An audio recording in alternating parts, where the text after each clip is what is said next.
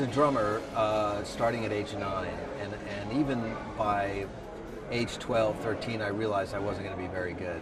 I didn't have the coordination. But during that time, I became a crazy Jimi Hendrix fan. I just really loved everything that he did. And the day that he died, I was really devastated. So that day, I decided to switch to guitar. Back in the 60s, I think I was 11 years old, and it was just fun, you know, it was just like riding a bicycle. It was fun to do that too. And we had a little band and we did songs, and I played a little bit like,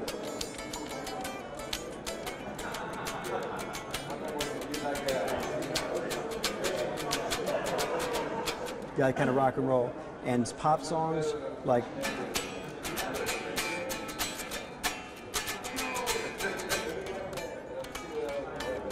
simple riffs, and it was not too serious till I became a teenager. A friend of mine had a guitar, and he wasn't playing it. It was just on his wall in his bedroom, and I would go over his house just so I could see his guitar, you know. And then I one day asked him, I said, why do you have this guitar and you're not playing it? And he said, oh, I don't want it, you know, I'll sell it to you for $5. And I couldn't believe it. It came to bed with me every night for as long as I owned it. I took it when I ate, I took it to the bathroom.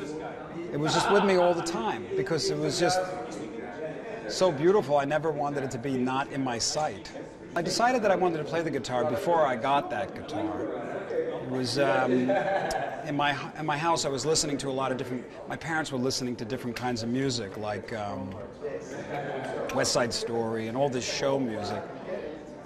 So I was really interested in that. But then my sister, brought home Led Zeppelin too, and that was it. When I heard that, I said I really want to play, but I didn't have the courage to play. But then a friend of mine, right down the street, two doors away, he could actually play you know, you know, and I was like, oh my God, you can play. You could actually play Aqualung, you know. You must be the best guitar player in the whole town. And he said, well, if you think I'm good, you should see my teacher, Joe Satriani. You could spend your life with the guitar and you would never master it. Well, I don't mean. Yeah, you always find some things that you can't do. It's a great way of expression for somebody like me, especially traveling internationally. You don't have lyrics that have to be translated. You don't have anything in the way except it's a direct line between the audience anywhere in the world and the performer. So it's wonderful. I'm still trying to play. It's a hard instrument.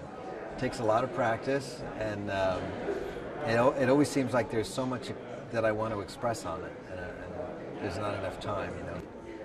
My first impression of a guitar was a folk guitar, you know. Hallelujah. And that was the first music I ever heard on guitar. If I had a hammer. Everybody played guitar like that, and then later on, Elvis Presley was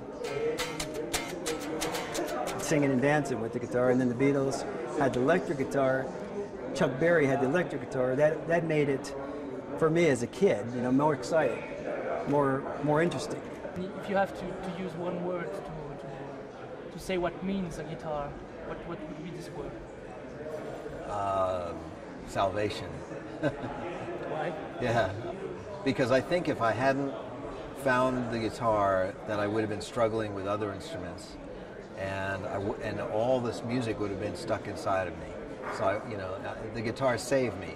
You know, it allowed me to express myself and communicate to the world. Exceptional. Why? Well, the guitar, obviously, you have to find what it is that is exciting to you. And for me, the guitar has always been very exciting. Ever since I was a young boy, one of the first memories I have of becoming aware was when I saw a guitar for the first time.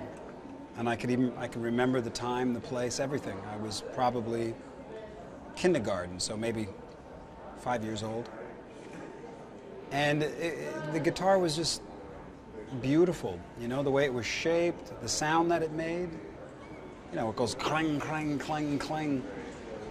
And I just immediately had an affinity for it. I loved it. I fell in love with it. And it's exceptional because it's an infinite tool of expression.